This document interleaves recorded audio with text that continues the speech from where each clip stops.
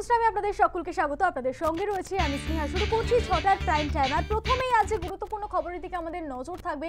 আপনারা জানেন আজ ডিএ মামলার শুনানি ছিল 18 পেরিয়ে 19 বার। এবার দেখা গেল কিছুটা হলেও কিন্তু নৈতিক জয় বলা যায় সরকারি কর্মচারীদের। কারণ আমরা দেখেছি গত 18 বার কিন্তু সুপ্রিম কোর্টে মামলার শুনানি কোনো না কোনো কারণে পিছিয়ে গিয়েছে।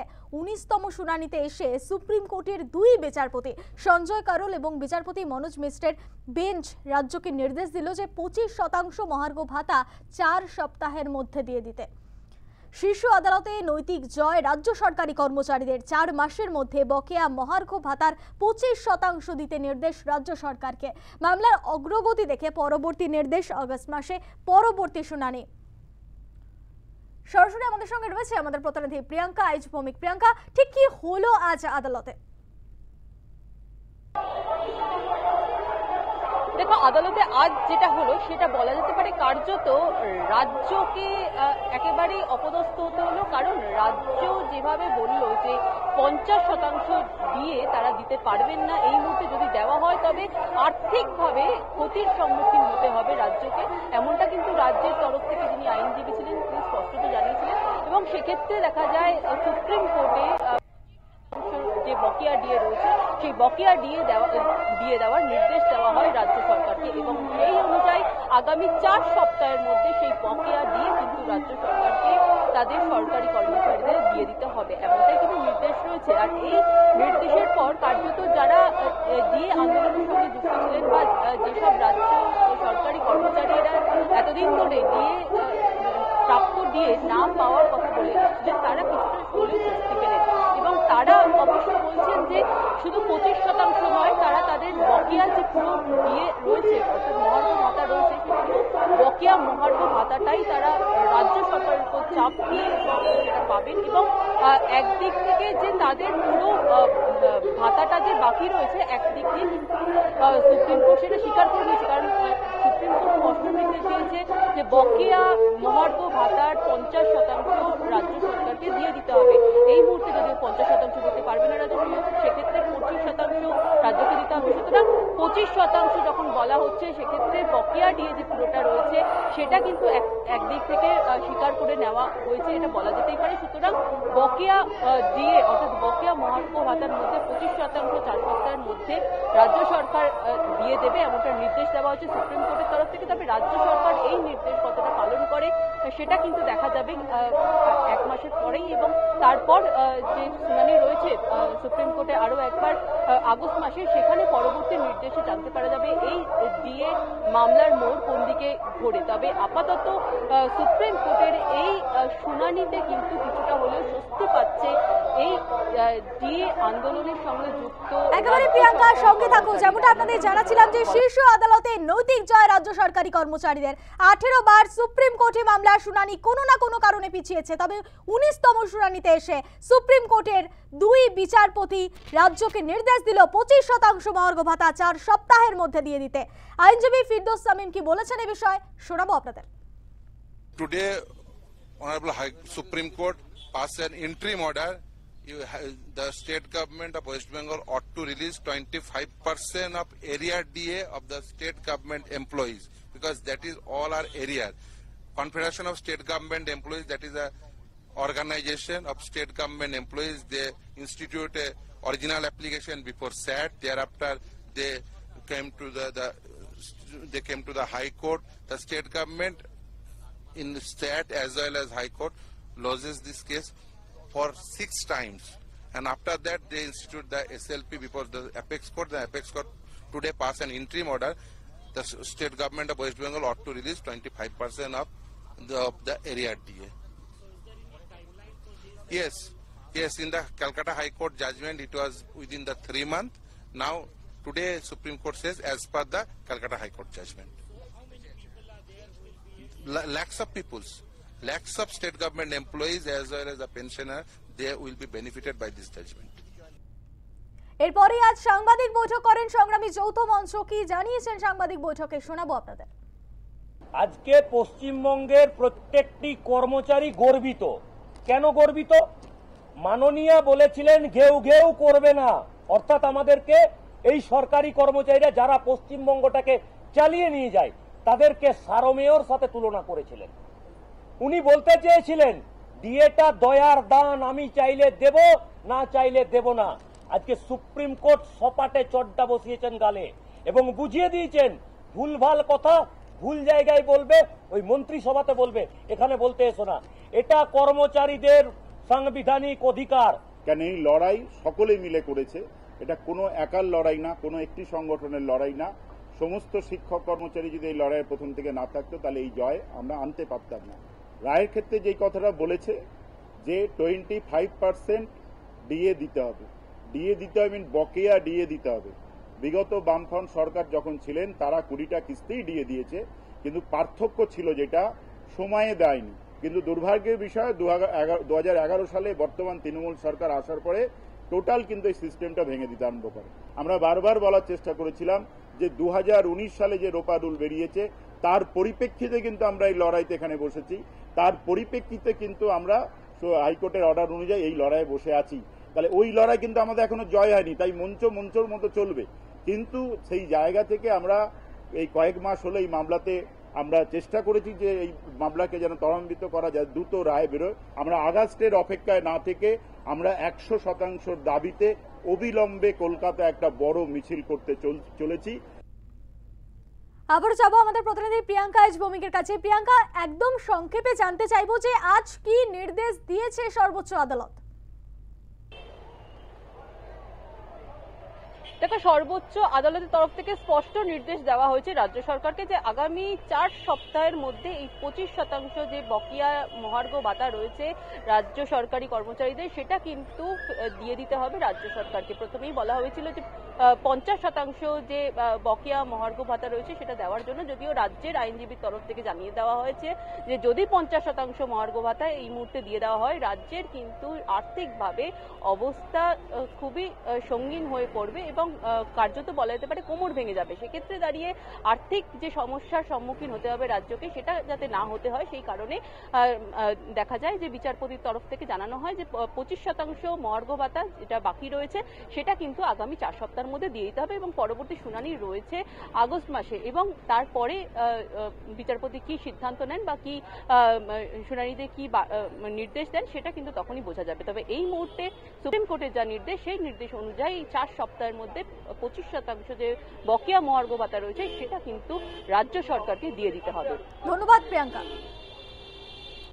শীর্ষ আদালতে নৈতিক জয় রাজ্য সরকারি কর্মচারীদের। 4 মাসের মধ্যে বকেয়া মহার্ঘ ভাতার 25% দিতে নির্দেশ রাজ্য সরকারকে। সংগ্রামী যৌথ মঞ্চের আহ্বায়ক ভাস্কর ঘোষ কি জানিয়েছেন শোনাবো আপনাদের। সংগ্রামী যৌথ মঞ্চের পক্ষ থেকে জানানো হচ্ছে যে আজকে ডিএ মামলা সুপ্রিম কোর্টে শুনানি ছিল।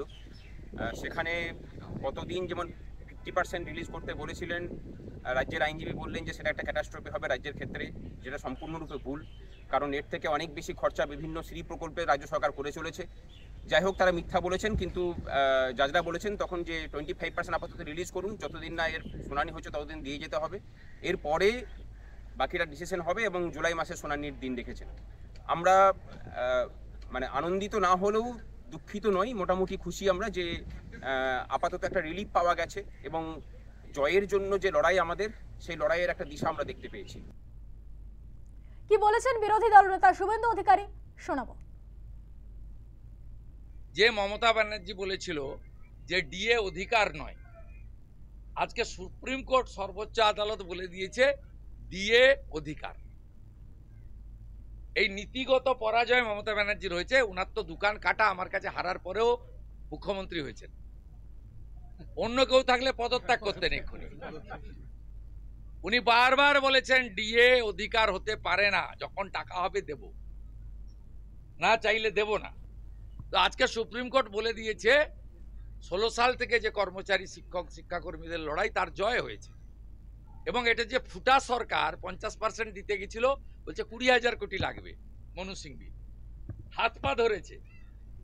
বিচারপতি দয়া করে বলেছে আচ্ছা 25% দেন আপাতত, ফাইনাল জুলাই আগস্টের মধ্যে হবে, 100% টাকা দিতে হবে, বকেয়া টাকা দিতে হবে, পঞ্চম পে স্কেলে পে কমিশনের যে বকেয়া আছে 15 সাল থেকে সব টাকা মিটাতে হবে। এ জয় অধিকারের জয়। এ জয়ের মধ্য দিয়ে প্রমাণ হয়েছে অধিকার কাড়িয়ে নেওয়ার ক্ষেত্রে তিনি যত বড় ক্ষমতাশালী হন, তার বিধানসভায় যত এমএলএ থাকুক, যত গুন্ডা পুলিশ টাকা থাকুক না কেন, ভারতবর্ষের সংবিধানে আইনই শেষ কথা বলে। কি বলেছেন তৃণমূল নেতা জয়প্রকাশ মজুমদার, শুনুন। রাজ্য সরকার রাজ্যকে ভিখিরিতে পরিণত করেছে, এই রায়কে স্বাগত জানাচ্ছি। সরকার চুরি না করলে হয়তো রাজ্যে ভালো হতো। আবার আমি বলছি, কে পাশ থেকে কি মন্তব্য করলেন তারপরে কাউন্টার মন্তব্য করার জন্য আমরা এখানে বসে নেই। সুপ্রিম কোর্ট একটা নির্দেশ দিয়েছে বলে আমরা শুনেছি, সেই নির্দেশনামা পুরোপুরি যখন আসবে তখন রাজ্য সরকার তার উপরে তাদের বক্তব্য রাখবেন এবং পরবর্তী ক্ষেত্রে দল সেই বিষয়ে বক্তব্য রাখবেন। বলছি এই যে পরে আজ বলা হয়েছে কলকাতা 25% মেটানোর জন্য, এটিএ বকেয়া পুরোটা মেটানো উচিত। রাজ্য সরকার রাজ্যকে ভিখিরিতে পরিণত করেছে, এই রায়কে স্বাগত জানাচ্ছি। সরকার চুরি না করলে হয়তো রাজ্যে ভালো হতো।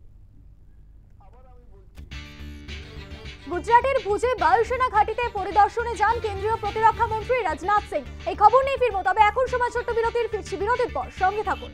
ফিরে এলাম বিরতির পর। এবার যে বড় খবরের দিকে নজর রাখবো। ডানা ছাটা হলো অনুব্রত মণ্ডলের। ডানা ছাটা হলো অনুব্রত মণ্ডলের জেলা সভাপতি পদ আর রইল না অনুব্রতর। কেষ্টর পদ কেড়ে নিল দল। বীরভূমে পদ কারা হলো কেষ্টর, আর রইলেন না জেলা সভাপতি। জেলা তৃণমূলের নয়া চেয়ারপারসন হলেন আশিস বন্দ্যোপাধ্যায়। দলের সাংগঠনিক দায়িত্ব বহাল কোর কমিটির। আপনারা জানেন এর আগেই কিন্তু মুখ্যমন্ত্রী মমতা বন্দ্যোপাধ্যায় 9 সদস্যের কোর কমিটি গড়ে দেন এবং সেই কোর কমিটিতে অনুব্রত মণ্ডল থাকলেও ছিলেন এই আশিস বন্দ্যোপাধ্যায়। এবার আর কেষ্টর জেলা সভাপতি পদ থাকলো না, ডানা ছাটা হলো অনুব্রত। বীরভূমে পদ কারা হলো অনুব্রত মণ্ডলের, আর রইলেন না তিনি জেলা সভাপতি। জেলা তৃণমূলের নয়া চেয়ারপারসন হলেন আশিস বন্দ্যোপাধ্যায়। এর আগেই মুখ্যমন্ত্রী মমতা বন্দ্যোপাধ্যায় তিনি কোর কমিটি গড়ে দিয়েছিলেন এবং সেই কোর কমিটিতে 9 জন সদস্য ছিল এবং সেখানে নাম ছিল অনুব্রত মণ্ডলেরও, এবং সেখানে ওই 9 সদস্যের মধ্যেই রয়েছেন কিন্তু আশিস বন্দ্যোপাধ্যায়। এবার তৃণমূলের নয়া চেয়ারপারসন করা হলো আশিস বন্দ্যোপাধ্যায়কে।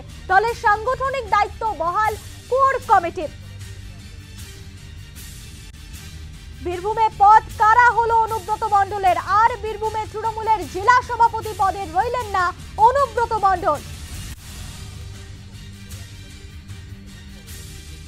ফোনে রয়েছে প্রতিনিধি সুজিত মণ্ডল। সুজিত, বীরভূমের রাজনীতি তাহলে এবার কোন দিকে মোড় নেবে? দেখো, বীরভূমের রাজনীতি অনেকটাই মোড় নিল তৃণমূল কংগ্রেসের অন্য অনুব্রত মণ্ডল বিরোধী কাজল শেখের দিকে বলা যায়। কারণ কাজল শেখ দীর্ঘদিন ধরে বলছিলেন যে কোর কমিটি করে দিয়েছে মুখ্যমন্ত্রী, তারপরে কেন সভাপতি এখানে রয়েছে বা কেন অনুব্রত মণ্ডলের বিরুদ্ধে বারবার তিনি বিষোদ্গার করেছিলেন। অবশেষে আজকে সেই লিস্ট বেরিয়েছে যেখানে কোর কমিটির মধ্যে থাকছেন 9 জন সদস্য, যার মধ্যে অনুব্রত মণ্ডল রয়েছে, কিন্তু সভাপতির নাম নেই সেখানে বীরভূম জেলার ক্ষেত্রে। এবং সভাপতিহীন বীরভূম জেলা কোর কমিটি চালাবে, অর্থাৎ এই 9 জনের কোর কমিটি, তার মধ্যে রয়েছে অভিজিৎ সিনহা, অনুব্রত মণ্ডল, আশিস বন্দ্যোপাধ্যায়, বিকাশ রায়চৌধুরী, চন্দ্রনাথ সিনহা, কাজল শেখ এবং সুদীপ্ত ঘোষ। এই 7 জন এবং 2 জন যে এমপি রয়েছে বীরভূম জেলার ক্ষেত্রে, শতাব্দী রায় বীরভূমের এবং বোলপুরের অসিত মাল, এই মোট 9 জন মিলিয়েই কোর কমিটি চালাবে বীরভূম জেলা তৃণমূল কংগ্রেস। এখানে সভাপতির কোনো নাম নেই, অর্থাৎ অনুব্রত মণ্ডল যে সভাপতি দীর্ঘদিন ধরে পরিচালনা করে আসছেন বীরভূম জেলার ক্ষেত্রে, সেই নাম নেই অনুব্রত মণ্ডলের। যার ফলে একটা যে সিদ্ধান্ত এসেছে যে অনুব্রত বিরোধী যে গোষ্ঠী তারা অনেকটা স্ট্রং হয়েছে এখন বলা যায়। অর্থাৎ কাজল শেখ গোষ্ঠী যে কথা বারবার তিনি বলছিলেন যে কোর কমিটি মুখ্যমন্ত্রীর সিদ্ধান্ত নিয়েছিলেন, সেই কোর কমিটি চালাবে বীরভূম জেলা, সেটাই এখন সিলমোহর দেওয়া হলো তৃণমূল কংগ্রেসের তরফ থেকে। একেবারে সুজিত, একেবারে ধন্যবাদ। যেমনটা আপনাদের জানাছিলাম যে ডানা কাটা হলো অনুব্রত মণ্ডলের, রইলেন না আর জেলা সভাপতি। এবার জেলা তৃণমূলের নয়া চেয়ারপারসন আশিস বন্দ্যোপাধ্যায়।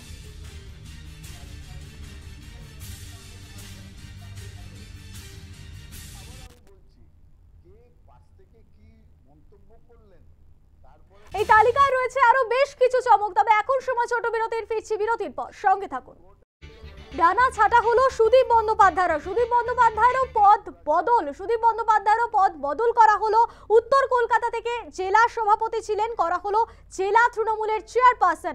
সাংগঠনিক দায়িত্বে 9 সদস্যের কোর কমিটিতে রয়েছেন অতীন ঘোষ, নয়না গঙ্গোপাধ্যায়, শশী পাজা, পরেশ পাল, স্বপন সমাদ্দার এবং স্বর্ণকমল সাহা।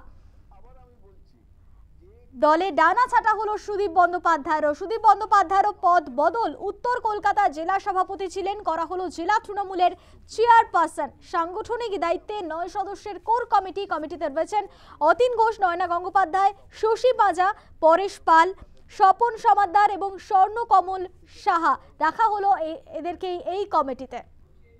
গুজরাটের ভুজে বায়ুসেনা ঘাঁটিতে পরিদর্শনে যান কেন্দ্রীয় প্রতিরক্ষা মন্ত্রী রাজনাথ সিং। সেখানে তিনি বলেছেন যে এটা ট্রেলার ছিল, এখনো পর্যন্ত পিকচার বাকি আছে। বেচাল দেখলেই পাকিস্তানকে জবাব, অপারেশন সিন্দুর শেষ হয়নি। কি বলেছেন রাজনাথ সিং শোনাবো আপনাদের। और ऑपरेशन सिंदूर के दौरान जो कुछ भी आपने किया है, समस्त हिंदुस्तानियों को, चाहे वो भारत के रहने वाले हों अथवा दुनिया के दूसरे देशों में रहने वाले हों, सभी गौरवान्वित हुए। भारतीय वायुसेना के लिए सिर्फ 23 मिनट, जितनी देर में लोग नाश्ता पानी निपटाते हैं उतनी देर में आपने दुश्मनों को निपटा दिया। पाकिस्तान को रात के अंधेरे में दिन का उजाला दिखाई है। इस प्रकार भगवान राम ने अपनी भुजाओं को उठाकर धरती को राक्षस विहीन करने का प्रण लिया था, ठीक उसी प्रकार श्री राम के आदर्शों का पालन करते हुए हमने भी आतंकवाद को जड़ से समाप्त करने का संकल्प लिया है। हमने शांति के लिए जितना अपना दिल खोल कर रखा है, शांति को नष्ट करने वालों के विरुद्ध उतना ही अपना हाथ भी खोल कर रखा है। हमने पाकिस्तान को बिहेवियर के आधार पर अभी प्रोबेशन पर रखा हुआ है। यदि उसका बिहेवियर सुधरता है तब तो ठीक, और यदि बिहेवियर में फिर से गड़बड़ी आती है तो उसको कड़े से कड़ा दंड दिया जाएगा। आतंक प्रहार अब न्यू नॉर्मल है, ये न्यू इंडिया का न्यू नॉर्मल है कि आपके पराक्रम ने यह दिखा दिया है, यह वो सिंदूर है, यह वो सिंदूर है जो श्रृंगार का नहीं बल्कि সুপ্রিম কোর্ট একটা নির্দেশ দিয়েছে বলে আমরা শুনেছি। দফায় দফায় উত্তেজনা বিকাশ ভবন চত্বরে, এই খবর নিয়ে ফিরবো, তবে এখন সময় ছোট বিরতির। ফিরে এলাম বিরতির পর। বৃহস্পতিবারের পর শুক্রবারও নতুন করে উত্তপ্ত বিকাশ ভবন চত্বর। আপনারা জানেন গতকাল থেকেই কিন্তু দেখা গিয়েছে চাকরিহারা শিক্ষকরা তারা রাস্তায় বসে রয়েছেন এবং দফায় দফায় সেখানে উত্তেজনা তৈরি হয়। আজও ঠিক একই ছবি দেখা গেল সকাল থেকে। দফায় দফায় উত্তেজনা বিকাশ ভবনে, পুলিশের সামনে ব্যারিকেড ভেঙে ফেলেন চাকরিহারারা। গতকালও বিকাশ ভবনের গেট ভেঙে, কার্যত তালা ভেঙে বিকাশ ভবনের ভেতরে ঢুকে পড়েন চাকরিহারারা এবং দফায় দফায় উত্তেজনার তৈরি হয়। গতকালের পর আজও আমরা দেখলাম যে দফায় দফায় উত্তেজনা বিকাশ ভবনের সামনে এবং পুলিশের সঙ্গে রীতিমতো ধস্তাধস্তি পরিস্থিতি, তুলকালাম পরিস্থিতি। সেই ছবি গতকালের পর আজও উঠে এলো। গোটা একটা রাত রাস্তায় বসেই কাটিয়ে দিলেন চাকরিহারা শিক্ষকরা। তাদের একাধিক দাবি এবং সেই দাবি পূরণ না হওয়া পর্যন্ত তারা রাস্তাতেই বসে থাকবেন, এমনটাই বলছেন চাকরিহারা শিক্ষক শিক্ষিকারা। পুলিশের সামনে ব্যারিকেড ভেঙে ঢুকে পড়ার চেষ্টা করেন চাকরিহারারা। রাস্তায় বসে ক্রমাগত স্লোগান দিতে থাকেন। চাকরি ফেরতের দাবিতে রাতভর অবস্থান বিক্ষোভ চলল চাকরিহারা শিক্ষক শিক্ষাকর্মীদের। এলাকায় মোতায়েন রয়েছে প্রচুর পুলিশ এবং র্যাব। আপনারা দেখছেন পুলিশের সঙ্গে রীতিমতো ধস্তাধস্তি পরিস্থিতি তৈরি হয় এবং ব্যারিকেড ভেঙে ভেতরে ঢোকার চেষ্টা করে চাকরিহারা শিক্ষকরা।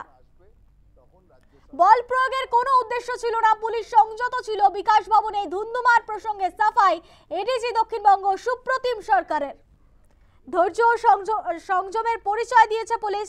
লাঠি চার্জের আগে প্রোটোকলও মানা হয়েছে, দাবি এডিজি আইন শৃঙ্খলা জাভেদ শামীমের। অবভিয়াসলি আমরা তো একবারও বলছি না যে বলপ্রয়োগটা হয়নি। আমরা কি ডিনাই করেছি বা আমরা কি বলছি যে ওটা এক্সট্রা বা কম হয়েছে? আমরা যেটা এক্সপ্লেন করতে চাই যে কিভাবে বার করা হবে। উড়ে তো যাবেন না, ওনাদের জন্য রাস্তা বানাতে হবে। রাস্তা বানানোর জন্য তার আগে আমরা তো কোনো ফোর্সই, যেটা আপনি অনেকে বলছেন জল কামান হয়নি কেন, গ্যাস হয়নি কেন, ওটা কি মিনিমাম ফোর্স না? ওটা বেশি ফোর্স। ওটা স্টেজেস যদি আপনি যান, স্টেজেস অফ এসকেলেশন যেটা আমাদের ম্যানুয়ালে দেওয়া আছে, দে আর লেটার স্টেজ অফ এসকেলেশন। আমি আগে থেকে ঠিক করছি ওরা বাধা দেবেন, আমরা তো সেটা যাইনি। আমরা বলছি রাস্তা করার জন্য আমরা গেছি, তখন যেটা বাধা পেয়েছি সেটাকে ক্লিয়ার করার জন্য যতটুকু বল প্রয়োগ করতে হয়েছে সেটা করা হয়েছে। যখন বল প্রয়োগ হয় একটা মিনিমালেরই থাকে, কিন্তু exactly it's a dynamic situation, এটাও আপনাকে বুঝতে হবে। এটা এসি রুমে বসে আমরা যেমন প্রেস ব্রিফ করছি, যখন একটা সিচুয়েশন আনফোল্ড করে, যেমন ওনারাও কি বলেছেন যে আমরা একদম পুরো শান্তিপূর্ণ ছিলাম, আমরা পুলিশকে কোনো রকম অ্যাটাক করিনি। আমি আপনার 3-4টে ভিডিও দেখে দেবো যেখানে পুলিশ মার খাচ্ছে। তো when a dynamic situation is evolving, তখন এক্স্যাক্ট যদি আপনি নেপে তুলে যে এইটুকু এক্সট্রা হয়েছে এইটুকু কম হয়েছে সেটা পসিবল না। You have to understand the sentiment behind action. আমাদের যেটা বক্তব্য আছে, ভাই আপনার নিজের রাইটস এক্সার্ট করার জন্য অন্য রাইটস খর্ব করবেন না, that is a small request. আর আপনাদের মাধ্যমে এইটুকুই আমরা চাইছি যে we reach out to the public and say that please be patient about it. বিকাশ ভবনে ধুন্ধুমার প্রসঙ্গে সাফাই এডিসি দক্ষিণবঙ্গ সুপ্রতিম সরকারের কি বলেছেন তিনি, শুনুন।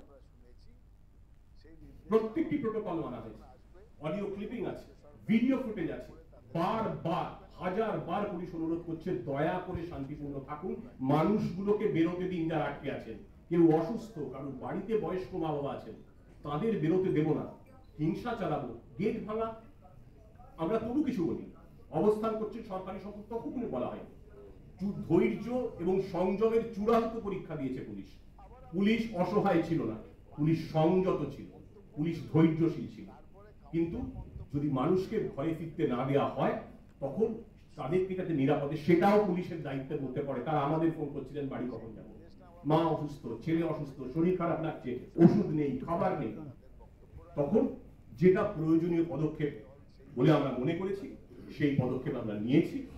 19 জন আমাদের পুলিশ কর্মী আহত হয়েছে, এবং যাদের যাদের এই উস্কানিতে আন্দোলনকারীদের একাংশ যারা আমরা চিহ্নিত করছি সিসিটিভি ফুটেজ দেখে, যারা এই বিশৃঙ্খলায় অগ্রণী ভূমিকা নিয়েছেন এবং ভাঙচুর করেছেন, উস্কানি দিয়েছেন, পুলিশকে মেরেছেন, সেই ফুটেজও আমাদের কাছে আছে। তাদের বিরুদ্ধে আমরা প্রয়োজনীয় আইনি পদক্ষেপ নিশ্চয়ই নেব। আমরা সরাসরি চলে যাব আমাদের প্রতিনিধি প্রীতি পাত্রের কাছে। প্রীতি, বিকাশ ভবনের সামনে এই মুহূর্তে ঠিক কি ছবি, কি বলছেন আন্দোলনকারীরা?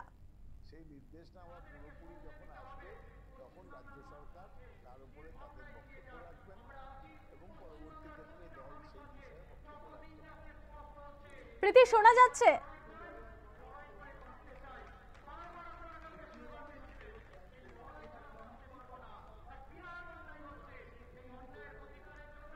যেমনটা আপনাদের জানাছিলাম, বৃহস্পতিবারের পর শুক্রবারও নতুন করে উত্তপ্ত বিকাশ ভবন চত্বর। পুলিশের সামনে ব্যারিকেড ভেঙে ফেললেন চাকরিহারারা, রাস্তায় বসে স্লোগান দিতে থাকেন চাকরি ফেরতের দাবিতে। রাতভর অবস্থান, এলাকায় মোতায়েন প্রচুর পুলিশ, র্যাব। সেই নির্দেশনামা পুরোপুরি যখন আসবে,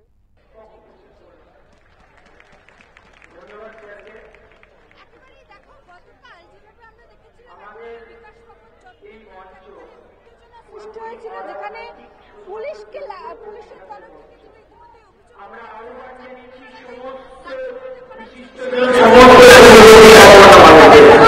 আজ সকাল থেকে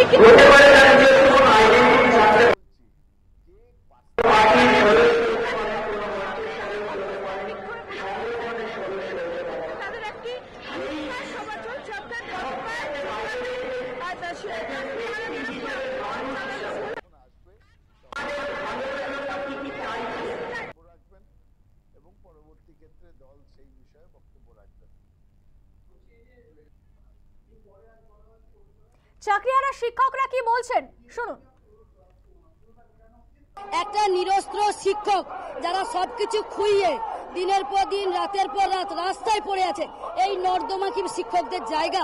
এখানে পড়ে আছে। আমাদের হাতে কোথায় অস্ত্র? পুলিশের হাতে ছিল ডান্ডা। ওনারা আমাদের অকথ্যভাবে মেরেছেন নিজেরা প্রাণে বাঁচার জন্য। আপনারা দেখেছেন আমাদেরকে কিভাবে মেরেছেন। আমাদের লেডি শিক্ষিকাদেরকে অকথ্য ভাষায় গালিগালাজ করে জামা কাপড় টেনে ছিঁড়েছেন। যদি সিসিটিভি ফুটেজ পাওয়া যায়, আমরা কোনোভাবে ওনাদের গায়ে হাত উঠিয়েছি বা ওনারা কোনো কিছু করেছি, ওনারা ব্যবস্থা নিক। দেশে তো আইন কানুন প্রশাসন সবই ওনারা চালান, তাহলে ওনাদের ভয়টা কি? আমাদের চাকরি চলে গেছে, আমরা অসহায়, আমাদের একটু প্রোটেস্ট করতে দিন। পুলিশ আমাদের মারলো, মেরে মেরে চোখ ভেঙে দিল, ফাটিয়ে দিল, পা ভেঙে দিল, হাত ভেঙে দিল। পিঠে দেখবেন 10টা-15টা দাগ এইভাবে দাগ মেরে মেরে শেষ করে দিয়েছে, গুতিয়েছে, গুভনঙ্গে মেরেছে, জানেন? মহিলাদের মেরেছে, আমাকে মেরেছে, জানেন? সোজা হয়ে শুতে পারিনি, এত মার মেরেছে। তাহলে তারা প্রেস কনফারেন্স করে এইসব জিনিস বলছেন, এটা তাদের বলতে দিন, আমরা শান্তিপূর্ণ আন্দোলন আছি। আইনি নোটিশ শুভেন্দু অধিকারীর, আপনারা জানেন গতকালই কিন্তু তৃণমূলে যোগদান করেছেন জন বার্লা এবং তারপরে তিনি একাধিক বার্তা দিয়েছেন। সেখানে দাঁড়িয়ে শুভেন্দু অধিকারীর বিরুদ্ধে তিনি বলেছেন যে শুভেন্দু অধিকারী কাজ করার ক্ষেত্রে পদে পদে বাধা দিয়েছেন জন বার্লাকে। সেখানে দাঁড়িয়ে এবার দেখা গেল আইনি নোটিশ গেল জন বার্লার কাছে, আইনি নোটিশ পাঠালেন বিরোধী দলনেতা শুভেন্দু অধিকারী।